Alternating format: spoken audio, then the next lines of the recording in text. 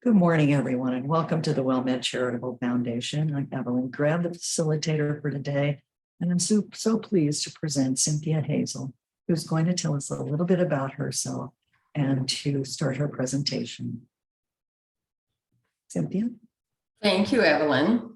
It's always a delight to visit with you and to share with caregivers. You know, I was a caregiver to my mom for 12 years.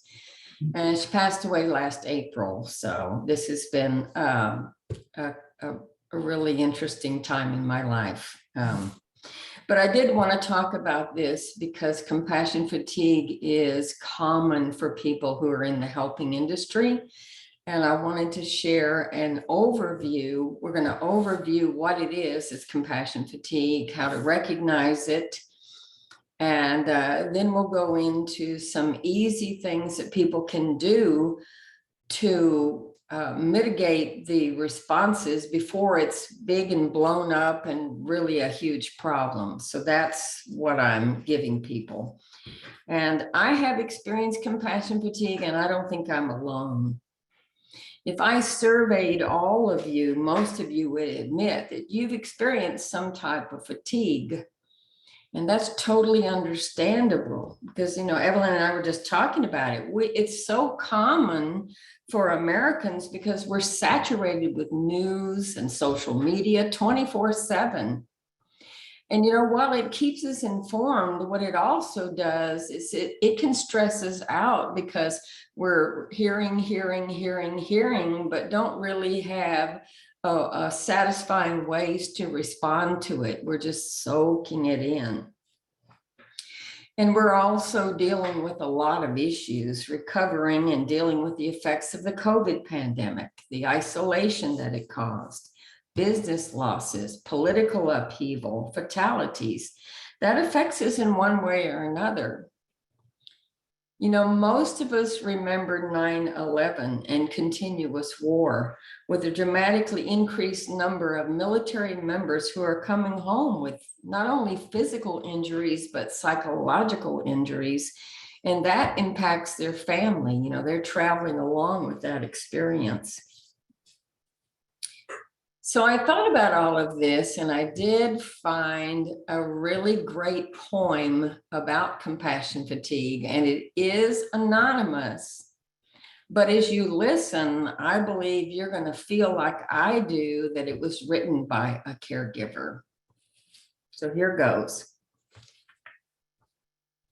It's hard work being compassionate. You give, and sometimes you don't get anything in return. Mm-hmm. Know that you're strong and no less a good person for hurting. It's part of the hardship of caring deeply. You end up hurting a lot too at times. It doesn't make any of this your fault. You did the right thing, and the pain doesn't make it any easier. You are indeed stronger, but know that you too have friends who support you, even if some of us happen to be on the other side of the world. So next slide, Minerva. So I'll just tell you a little bit about my background. I stepped onto the healing path after surviving 2 major automobile accidents, and I came away with a lot of pain. So as I was recovering, that drove me to seek out a variety of ways to care. And along with that, it gave me the knowledge and inspiration to inspire others. So my mission is to expand your knowledge, broaden your perspectives, and to broaden and to expand your knowledge. That's why I'm speaking today about this topic, because I encourage people to live mindfully with love and gratitude. So I offer soft skills type training like loving yourself, how to breathe consciously, encouragement, mindfulness, and the one today fits right in. And when I provide therapeutic sessions, they're one-on-one and they're transformational because they're designed to heal those parts of you that are preventing you from having breakthroughs. And the work has been powerful and effective for people. If you have any questions about me at the end of the presentation, I will be glad to answer. So I look forward to diving into this and seeing where it takes us. Next slide. So I thought we would start with the definition of compassion fatigue. And it is defined as the strain of feeling another's pain.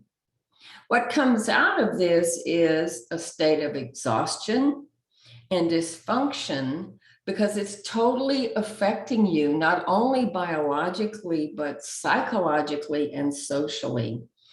Because with compassion fatigue, it's a buildup over time, it's prolonged stress, and everything that comes along with that. I thought it was interesting to find another definition of compassion fatigue, and they call it exquisite empathy. Now, think about this. As caregivers providing this care, it fuels you to the point that you're sustained through helping others, because there is something higher level about compassion.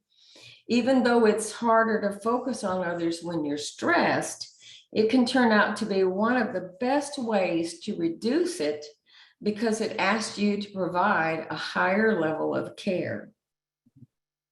So if you're a caregiver, and most of you are, you've probably felt compassion fatigue at one point in your life because it's a normal response to the extreme situation that you find yourself in. So here we are. And when we are tired, there's a tendency to want to walk away from our situation. But what I want you to do instead is to recognize it. Why? Because allowing or managing burnout can cause you and the one that you care for to be harmed. And we don't want to have that happen. Because you're dealing with secondary traumatic stress, compassion fatigue can eat up the emotional and physical energies required to do this very difficult physical and psychological work. As you see on the screen, Carl Rowe is telling us energy was never meant to be unresolved or frozen. So let's go to the next slide. All right, what are we looking for? So I gathered up these signs and symptoms to help us understand, because what we're going to find is you may feel some of them at different times, and that's an indication. But if left unchecked, it builds and builds and builds, and then it becomes chronic and more of a problem. So what you look for, there's some signs. You may feel irritated, angry, even anxious. Your sleep patterns could be disturbed to the point that you might experience insomnia or nightmares. It's going to be very hard for you to feel joy. And you're going to feel burdened by the suffering of others. Caregiving reduces your career fulfillment. And sometimes, and very many times, we're dealing with isolation, physical and mental fatigue, loss of pleasure in life. When we get overwhelmed, we can even find it very difficult to concentrate. Because what are we doing? A lot of times we're bottling our emotions, we're sitting on them, we're trying to delegate them and put them somewhere else so we can go ahead and do what we need to do. And this can lead to having a dread when we're caring for another person. If we start dreading doing this, what's going to follow is we're going to feel guilty because we gave in to those feelings.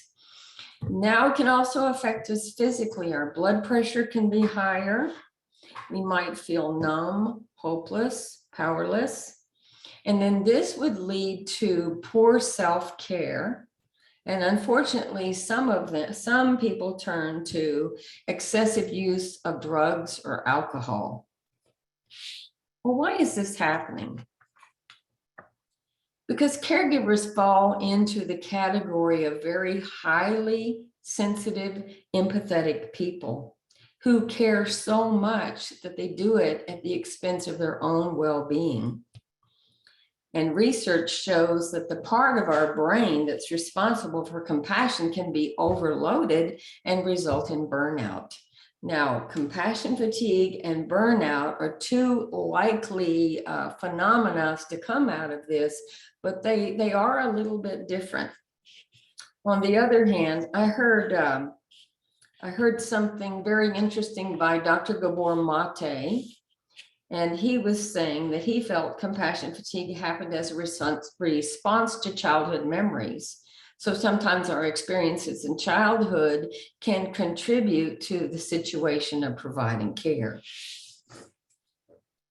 So what I want you to look for as a number one behavior, so you can say, all right, something's happening here and I need to pay attention, is the fact that you may become numb or disinterested, and that would lead to guilt. How can you combat it? Well, you're doing that today because you are paying attention to awareness.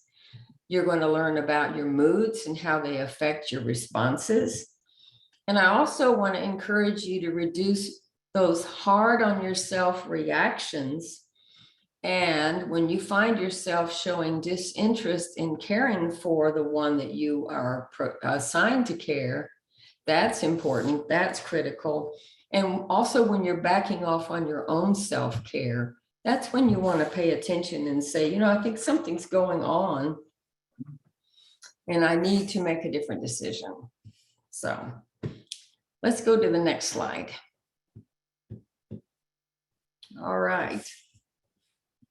So we just learned that sometimes as caregivers, we sometimes will lapse into compassion fatigue because we're trying to do everything right. We may be alone, we may feel burdened, we may feel overloaded, and this could lead us to feeling dread about it, not caring, worn out. And it's a very common response to sit there and say, well, who's caring for me? You know, I feel like I'm giving. And who is saying, hey, you know, we want to know how you're doing. You know, even if we are receiving that, when we're going into compassion fatigue, our feelings are getting out of balance, and we sometimes may even be imagining things that aren't true because we are so worn out. And our family members don't mean to, but sometimes because you as caregivers were willing to step up and take on the job, they might leave you with everything to do because you volunteered. So, but every day is a new start.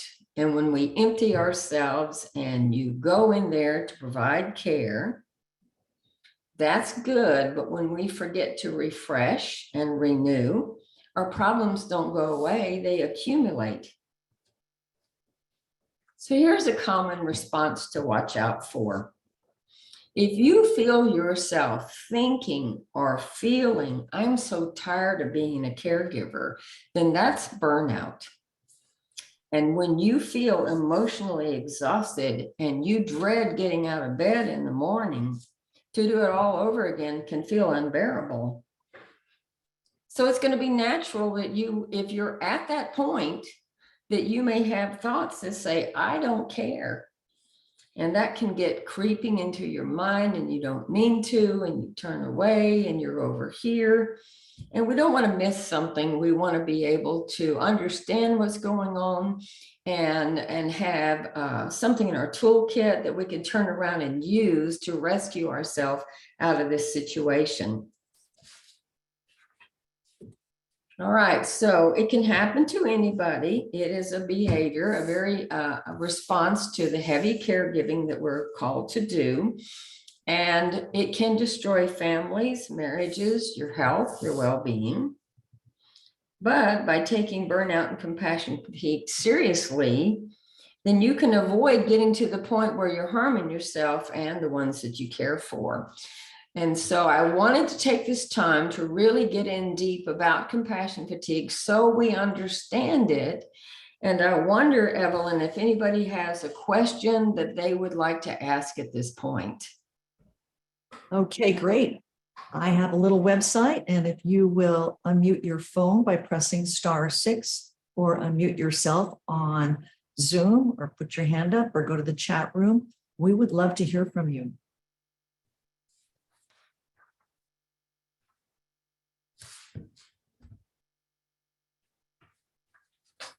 Let me ask you this, Cynthia. Compassion fatigue is a fairly new, I mean, maybe 5-year-old term. And it really got kind of steamrolling under COVID. And I think a lot of people, it was good to have that explanation, because a lot of people, they think that, somehow it's not them, it's the one they're providing care for, and it's hard for people to say, I'm the one who needs help here. Do you agree with that? Absolutely. I know the reason that I felt like this was such an important area to get into is I've had these feelings. I had those times and I thought, okay, wait a minute, something's going on. If I'm over here and I'm not interested in what I'm doing, this is dangerous. Mm-hmm. So I felt like it would be good to review, and it really doesn't matter, what the term is. It's more of the reaction, and we want to be able to choose again. And we have to do that by recognizing. Okay. So everybody, you may have a question as you go along. Feel free to ask that question at any time. So go to the chat room, or, when we open it back up, you can unmute yourself by pressing *6 if you're on the phone. okay, let's go to the next slide. So I felt like forgiveness is a nice segue, because this gives us an immediate tool that we can understand. Okay, forgiveness goes on all the time in the world. And quite often we're used to giving forgiveness to other people, but we want to think, first of all, in this situation, to forgive ourselves. And so taking that step is very important, because it deepens the connections with everybody involved. And we don't want to get so burdened that we forget to connect with ourselves and take that connection back to the person we're caring for, and also the family, our family around us. So I want you to think about this. Ask yourself, are there people you have a hard time forgiving? And there's a second question. Are there people who are asking for your forgiveness? And even that is challenging. That's common. All right, be thinking about that. And I'm going to give you some ways that we can handle this. Okay. Let's get started. First of all, I read this wonderful article by Diana Hill, and she says how to forgive yourself with self-compassion.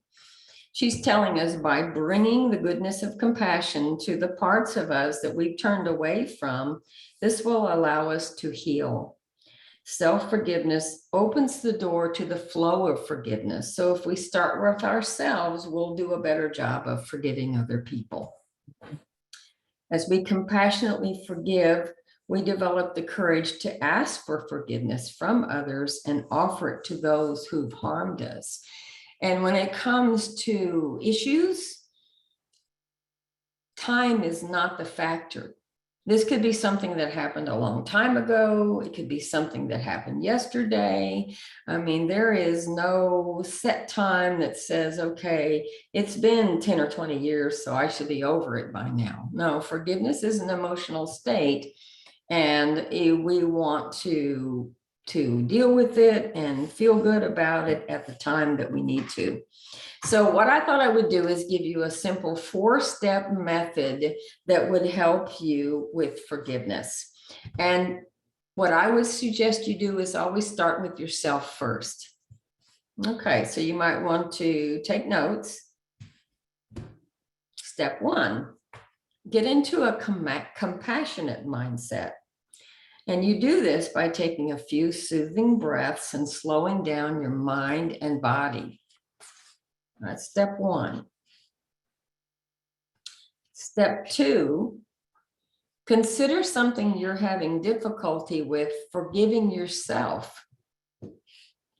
Now, when you're thinking about that, there's probably a place within your body where you're holding that. So you want to scan your body and find that place. Could be cold, it could be painful. Just go through. And then in step three, turn toward that pain with kindness and care. Just like you would if it was a child, a friend, or the one that you're caring for and they're hurting. Bring warmth and gentleness to yourself, and especially to that part that's hard to forgive. Finally, practice a forgiveness dialogue with yourself. This is the last step. Say it out loud or write it in your journal. And I'm going to give you a good example. You're going to be saying this to yourself. So you're saying, dear, and then substitute your name. So in my case, I'll say, dear Cynthia, I am aware of the pain I have caused you, and I feel the hurt of that pain.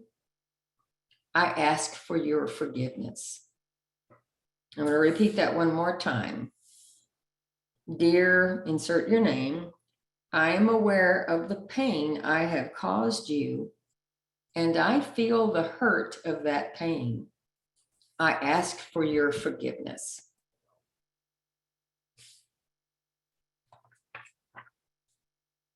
Give everybody time to write that down. And let's go to the next slide. Cynthia, is that about forgiving yourself or is that about forgiving someone else? Forgiving yourself first. Okay. That is so important to forgive yourself first, because here we are as caregivers and we're already thinking about the other person and we're putting ourselves last because we're so busy providing care. So this is revolutionizing our thinking to say we need to focus on ourselves first. And this starts the flow. If we can forgive ourselves, then we can forgive other people more easily. So that's why that works so well. Does that make sense? Yes. Okay. All right, now let's move into establishing a mindful routine. There is a site called mindful.org, and it defines mindfulness as the basic human ability to be fully present and aware of where you are and what you're doing. And at the same time, to not be overly reactive or overwhelmed by what's going on around you. Forgiving and letting go allows you to handle situations more easily. And then you can move on to the next situation without resentment. If you're busy giving care all the time and things aren't going so well and you feel like no one is helping you and here you are trying to do everything, I know it's challenging not to slip into judgment, but freeing yourself away from that can really make the difference and lighten up things. And then we find that we will have a different reaction the next time we have to deal with an issue, because we were able to get out of thinking and the pattern thinking and move to something different. So I'm going to talk to you about someone who I'm a big fan of. His name is Jon Kabat-Zinn. Some of you have heard me talk about him before. And he is a professor of medicine at the University of Massachusetts Medical School. He's created a program called Mindfulness-Based Stress Reduction, or MBSR. And that's an effective way to reduce compassion fatigue, also anxiety and burnout. The MBSR program is about being present and not judgmental. So how would we go about using that? One way is meditation. Another one is active listening or mindful movement. Active listening would be that we're in a conversation and we're listening to the person and we're fully hearing what they say without judging it, without filling in the blanks before they even finish saying what they want to say. We're totally open to the possibilities of anything coming in. And then that helps us do a better job of being there and resolving it and having it make sense. And also, if you are using mindful active listening with the person you're caring for, they're going to feel it because they're going to feel that you're really hearing them. And then that's going to establish a better routine between the two of you. All right. I wonder if you have any questions, because what we're going to do next is I have a compassion fatigue exercise I would like to put everybody through. So are there any questions about forgiveness or mindfulness at this point? Well, somebody sent you a heart for your Oh, presentation. thanks. Forgiveness. Yes, I wanted you to know that. And if you are on the phone, please press *6. And if you are on Zoom, I imagine you already know how to get in touch with us by unmuting yourself, going to the chat room, putting your hand up. We'd love to hear from you. Hi, I was wondering, what was the thing that you said right before active listening?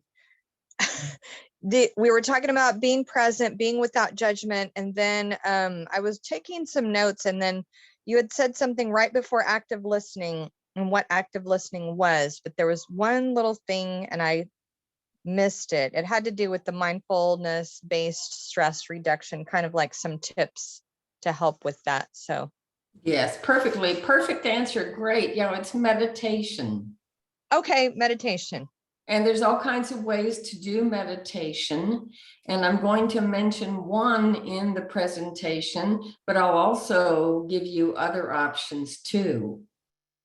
So there's lots of different ways to do meditation. It doesn't have to be formal. You don't have to be sitting on the ground in a yoga position. It's something really simple that can be done. So I'm glad you asked about that, because I got to go into a greater detail.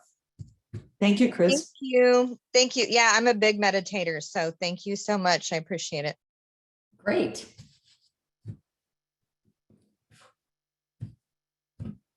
I don't have anybody else. Cynthia, if you want to move on. Okay. All right, let's do our compassion fatigue exercise.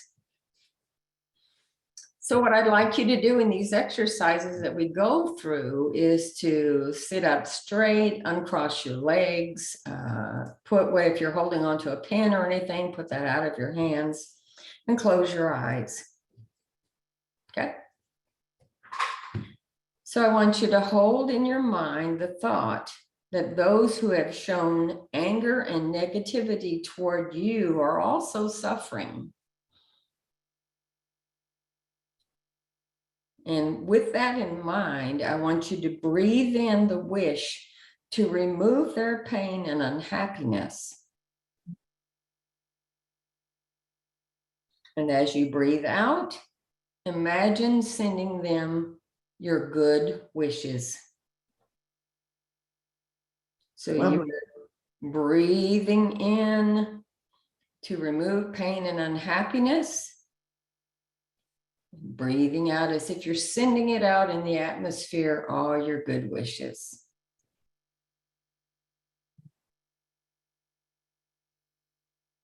Okay, this process is helpful to avoid becoming drawn into a spiral of negativity that compassion fatigue can generate.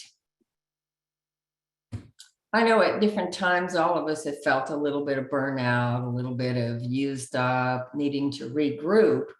And we know we can get a little off balance when that happens. So I wanted you to have experiences with it and not just a bunch of words that I'm sharing, because that way it will make more sense and anchor. So let's go to the next slide. All right, we were just talking about breathing, but let's take it in a little bit deeper detail. because this is a wonderful way to combat compassion fatigue. And it's very simple because it's involving your body doing something without a lot of thought. Okay, so when you're stressed, you tend to take shorter breaths. And taking shorter breaths means, let's say you're breathing just from your shoulders and you're lifting up because if you're really under stress, you're almost panting, see? And what's happening with that is you're not completely bringing the air in to your whole body, your whole frame. And with conscious breathing, you'll be able to bring it all the way down through your abdomen and then exhale it out. So it is so important to do this, because if we're just breathing, just barely breathing because we're busy and we're doing other things, what happens is we start to breathe in our own carbon dioxide, which is not good. They call this shallow breathing, and it affects our mood, and not in a good way. We can feel more anxious. And if we continue, then it signals our brain to tell us that we're in trouble, and we become very stressed at that point. But the opposite is mindful breathing. And this helps us ground with feelings of love and connectedness.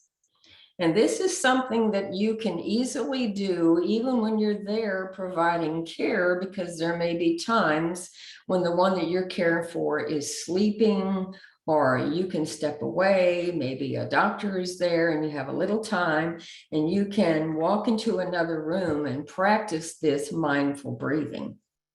You just need a quiet place and a little bit of time to begin.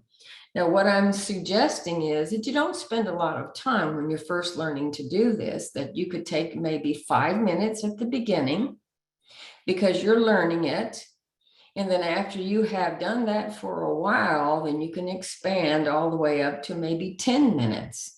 So it's not going to be a big amount of time, but it's going to refresh you and help you to avoid those negative feelings developing. So to do conscious breathing, I'm going to give you a simple method.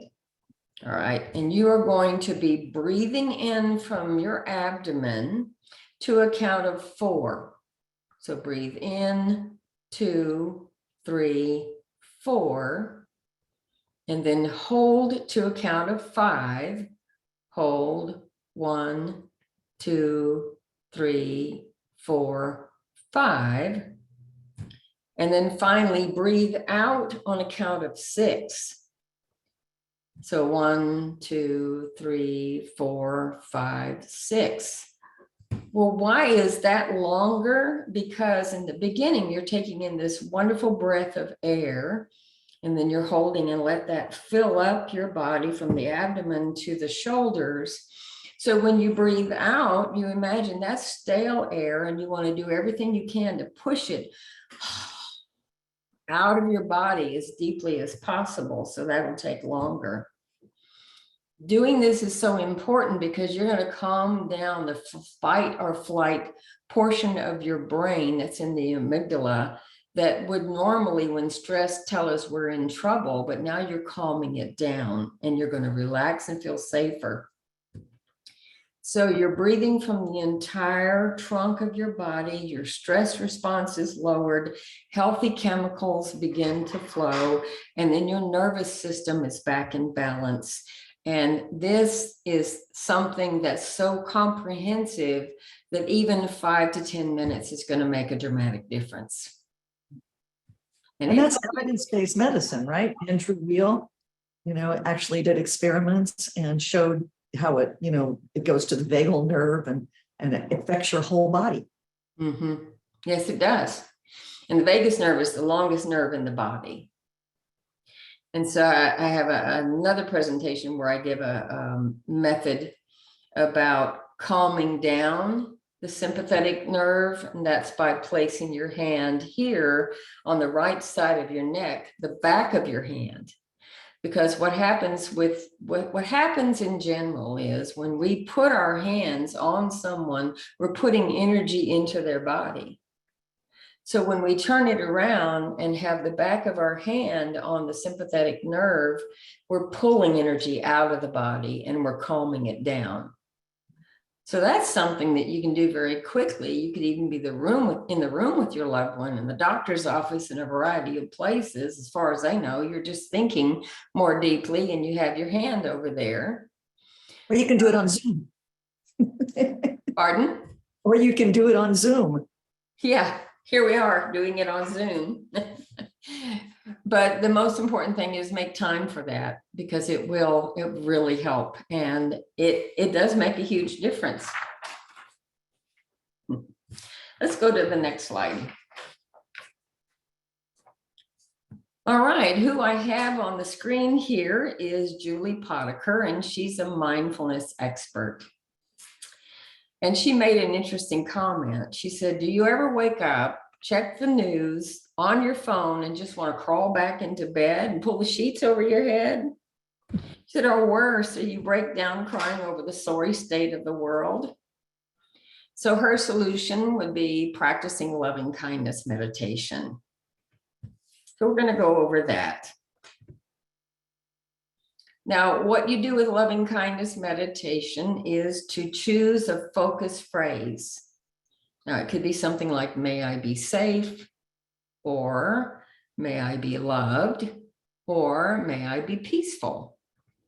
You can even create your own phrase, add in other words that you feel are helpful, because that's what you're going to focus on as you do this breathing process. So you want to, again, carve out some quiet time for yourself. This is an exercise that you can do by right there in the situation with your loved one. You just step into a quiet space, another room.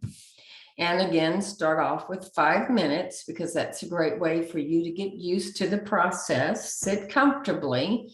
So again, there's no yoga pose involved, but you would sit in your chair, uncross your legs, and quiet your mind. Close your eyes. And what you want to do is silently focus on the phrase and repeat it as you breathe deeply. So you focus on this feeling and imagine that you're breathing in love. So let's say, may I be safe. So you're thinking, may I be safe? And then you breathe out the tension. May I be safe? And breathe out the tension. And one more time, may I be safe? And breathe out the tension.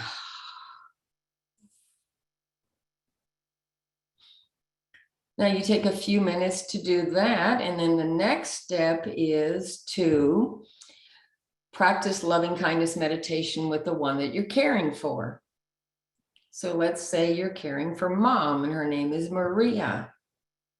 Then your next step would be, may Maria be safe. So you breathe in thoughts of her being safe. And breathe out the tension and repeat that exercise. So you're giving yourself loving kindness, and then you love loving kindness to the one that you're caring for. Now, you don't have to stop there, but if you have a short period of time, you want to just focus on yourself and your loved one. Later, if you decide to practice, there could be someone else that you want to send loving kindness to, and you can certainly spend a few minutes doing that, because repeating the phrase aimed at the person that you're caring for helps you stay with this process, and you're going to develop physical wellness, emotional wellness, and inner peace. You know, this technique is especially helpful for people who are coping with the long-term caregiving, because there's so much strain involved with this, because loving kindness meditation enhances the area of the brain where emotional processing is involved, and it also helps to reduce negativity. And those are some of the aspects of compassion fatigue. So if you can find an easy way to be able to reduce it, then you're ahead of the game. There's a bonus with this, which I love, because if you practice loving kindness over time, You will develop the capacity to forgive, and self-acceptance will increase. And one more thing, it will also increase your relationship with yourself and the ones that you're caring for and other people in general. So it's a win-win. Anybody have any questions about this? You're on the phone, press *6. I have this little website where I can see you. And I would love to have you join us because it makes our podcast so much more interesting. And if you're on Zoom, just open up and fire away.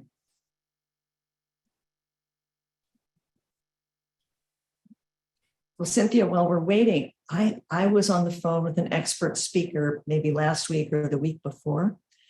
And he actually said, he's a PhD public health person. And he said that long COVID has a lot of the same earmarks of long caregiving. So if anybody has long COVID in addition to caregiving, or you know someone who does, this stuff could be really helpful. Mm-hmm. Yeah, and compassion fatigue can occur in any situation, I guess, that we've repeated for a long period of time, because with COVID, there's the other deal of isolation that we talked about earlier. And that's something we want to try to move away from and realize it is something that's happening. But it's not going to go on forever. And so, yeah, that was a great suggestion that person made. Yeah, I can see where that would be working. Well, I also want people to know something about mindfulness. Mindfulness is a practice, not a religion. Anyone can practice mindfulness. You don't have to say, I'm a certain faith, or and I can't, or I'm belief over here and I can't. It is simply a practice that a lot of people use.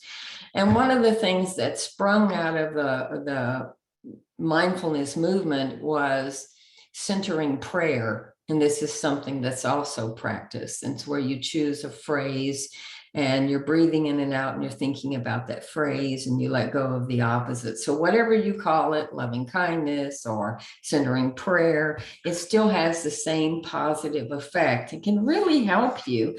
And what I like about these situations is you have something in your resource bag that you can do right away. You don't have to say, look, I give up. I need somebody else to come in and do this, or, you can actually do this way before you get to the point of compassion fatigue. So let's go to the next slide.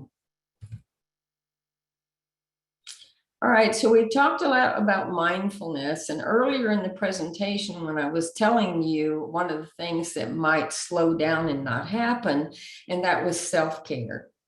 Because here you are as a caregiver and you're putting all your effort towards someone else, but taking care of yourself brings you into recovery and it helps you as you go. So what I'm going to share with you are some attitudes about self-care and then a series of actions that you can take. Okay. Well, we look on the screen and I say, put on your own oxygen mask first. And that's exactly what it is, like being on an airplane when the stewardess says, if the oxygen mask falls down, put it on you first and then the one you're caring for. Well, you're in this same situation. You're in an emotional situation where what you're doing is providing that oxygenated care to the one that you're caring for, and you definitely want to be up for the task, and this is one way to do it. Okay, so here are some attitudes I want you to think about. First, don't be afraid to say no. It takes the pressure off trying to be everything to everybody. Honor your feelings. And as we've seen in the routine, treat yourself with care and compassion. Know, accept, and be yourself. And here's the big one. Lighten up and let go of what you can't control. Says we cannot control everything as much as you try. And I know I've been right there with you. We just can't do it. And all of it would sum up another attitude. And the final one would be replace anger with love and understanding. And if we've seen through this task, be loving and understanding with yourself and with others, but be sure to include yourself. Okay. All right, so now it's the attitudes. And now I want to talk about actions. Well, what are some actions that you can do that will get this into the physical and not just the emotional or mental? Okay, sometimes when you're caregiving, you're eating on the run. You're not able to stop and have a full meal, but I want you to think about replacing processed and sugary foods with healthy choices, because you're going to have nutritional balance and you're actually going to be able to think better. Here's one that's very important, and that's to maintain good hydration by drinking enough water. And I'm going to suggest that you drink filtered water as often as possible. If you're not able to drink filtered water and you are drinking regular water, be sure and add a few drops of lemon, because that will qualify the water. Okay. Prioritize quality sleep and take naps when you need to. Treat yourself as a friend when you hit a setback or a challenge. Boy, that's a big one, really. Instead of fussing at ourselves and no, we want to stop and say, well, how would I share this with someone else if they were doing what I'm doing? Finally, make time for laughter and play. Now, if you're able to find someone to come in and care for your loved one and you take some time off, one easy thing to do, very inexpensive, is to walk meditatively in nature, anywhere from 10 to 20 minutes. And where I live, there's a local park nearby. And what I can do is, this is big and shocking, leave my cell phone in the car and quiet myself, not talk, and then just go and walk through this beautiful forest and let nature just feed and supply my emotional needs. And it's quite refreshing. Now, the other thing that you can do is play some games, watch some funny movies, because this can replenish your energetic levels. And finally, even if you take just a tiny little dose of positive emotions, such as notice the beautiful flowers that are blooming, that's going to help too, because you break up your day for a moment and you bring in some aha moments and some wonderful self-care. Does that make sense? Does anyone have questions? Do you need me to repeat any of those? I can do that. If you're on the phone, press *6. If not, just open your line. Love to hear from you. Makes our podcast better. I think laughing at yourself is a really good one too. I love that. Yeah. And I have had this, I wouldn't call it a habit, but maybe a little uncoordinated. Whenever I try to empty my little trash can in the bathroom into a grocery bag, I always wind up pouring half of it on the floor. And it used to make me so mad at myself. And then I'm going like, I can't believe you're doing this again. and it's amazing. And then I've started doing it with lots of other mistakes that I make. It's great. And I also found that when I'm completely worn out, there's a couple of Christian comedians that I listen to, and they're absolutely hysterical.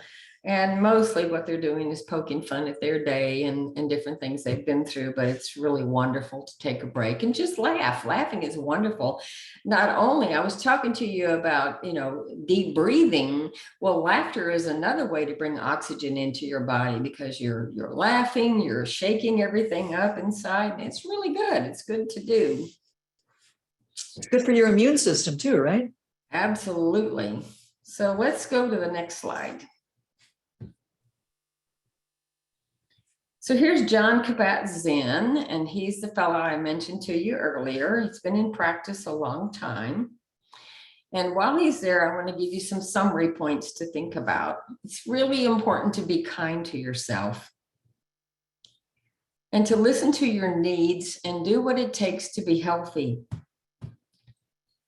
And when you find yourself in a save the world mode, be sure to take action. That way you avoid feeling stretched beyond your limitations. Just deep breathe first, relax a little, center and ground.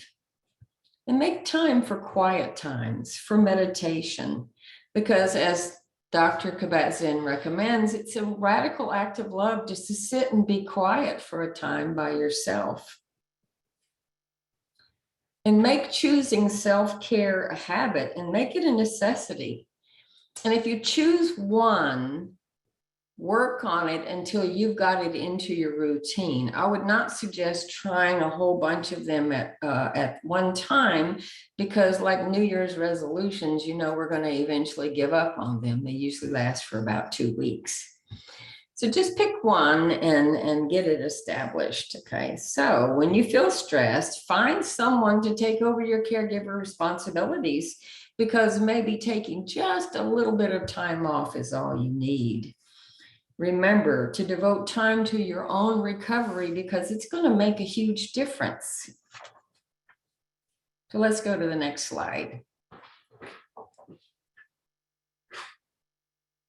All right, we're going to end our day with one of my favorite exercises. And this is another way that you can cultivate mindfulness. And here we played around with it. We talked about concepts. We discussed relevant solutions. So I love this exercise, and that's why I wanted to include it. But let me explain it to you first. There's 2 different ways to do this. It's called a magic mirror exercise. So if you're by yourself, have some quiet time. At the end of the day is a good time. I want you to stand in front of a mirror. And I want you to look as deeply into your own eyes, and feeling as grateful as possible, say to yourself, thank you, thank you, thank you. Now, if you have a partner at the end of the day, maybe he or she has a really busy life and they would like to regenerate a bit too, then sit down across from them and both of you look deeply into each other's eyes. Take turns feeling as grateful as possible. One says, thank you, thank you, thank you. And the other person says, thank you, thank you, thank you. It's amazing what that little exercise will do for you, for your relationship, because you're appreciating yourself. Giving is receiving, and you'll benefit from the contribution that you're making by taking that time just to recognize everything that you have done. And this will improve your relationship with yourself and your family and the one that you care for. So I hope that makes sense. And if we had time and we had a bunch of mirrors, we'd all practice this. But I do hope that you will commit to this and give it a shot, because it may seem silly at first, but it does work. It does work. Doesn't seem silly. Well, So thank you so much, Cynthia. Yeah, I have one more slide and then I'm sorry. we'll be done. That's no problem. I have one more slide. Okay, so here I want to say, first of all, a big thanks to WellMed for the programs that you offer caregivers, because it's invaluable to see yourself as part of a larger group that's giving your time and energy to help others. So you're not in it alone. You actually have people that are reaching out to you and care for you. And what is good about this is this step helps you develop a sense of connectedness. And that is also powerful. We need human touch, whether we're dealing with a COVID situation, another type of caregiving situation, we need a sense of touch. So I also want to thank you for joining me today. We had a lot of fun. We discussed a lot of ways to combat compassion fatigue before it's a really big issue. And when you can remember to mindfully recognize yourself, it'll help you to treat yourself and other people in your lives differently. It's an easy way to restore yourself before you get to the point of burnout and it will give you valuable tools that you can pull out when you need. And knowing the signs, you'll know exactly when you do need to pull out these tools. If you have more questions for me, you can reach me at heartsonghealingplace.com, and you can also find me on LinkedIn and Facebook. And on Facebook, along with my business page, I have a couple of group pages that I manage that anybody can join. Grateful Hearts is about me writing about what I'm grateful for, and Heart Song Healing Wellness Tips is just that. I give you a variety of wellness tips that you can include with your regular routine when you see your doctor. So I wish you well as you work to master self-compassion, because you're worth it. Thank you. I have one comment, Cynthia. If you don't have a mirror, but you have your cell phone, all you have to do is put it in selfie mode, and then you can see yourself. Absolutely. That's a great idea. That's great. That's great. And Cynthia, I wanted you to know that I've had, 4 or 5 chats here that have said, what a great presentation, and thank you. Well, thank you very much. Thank you all. I wish you well as you venture out to a new way of handling your situation, because it is and can be quite challenging. So, good. Okay, but don't leave. I have some housekeeping I have to do here. I want you all to know that you'll be getting a questionnaire in a couple of days for those of you who haven't been on the line before. I'm going to give you a couple of resources like the Elder Care Locator. So you can find any kind of caregiver resources that you would like to have. And also I will give you a connection to John Kabat-Zinn's books, or at least his website. I know I can find that. And if you want other resources, you can always call Well-Meant Charitable Foundation and talk to our customer service person, because if you got this number or the link from somebody else and you didn't register, you won't be getting the resources and the post-session questionnaire. So please, please call that person. That's Minerva at 866-390-6491. 866-390-6491. And you not only will get, the resources for this one, but you will also get the monthly calendar, which has all of the stuff that's been set up for the next month. And we just have a treasure load of stuff coming up. I'll give you the last 3 for this month. Next Wednesday, we have we have How to Process Sadness with Dr. Elliot Montgomery Sklar and Lucy Verla, MSW. And then on Thursday, we have Caregivers, Time to Say Goodbye, How to Eliminate Toxic People from Your Life. That's a good one. That's by Jamie Heisman. We also have on March 26th, next week, March 28th, need my glasses, Understanding Grief and Loss. And that's always a tough one. And Cynthia, since you're still on, did you want to tell people about Grief Share? Yeah, I do. It's a wonderful resource. Grief Share, it's all together, and is a wonderful place to find help when you're grieving. I've been using it and I found it to be quite successful. There are group meetings, shares are private.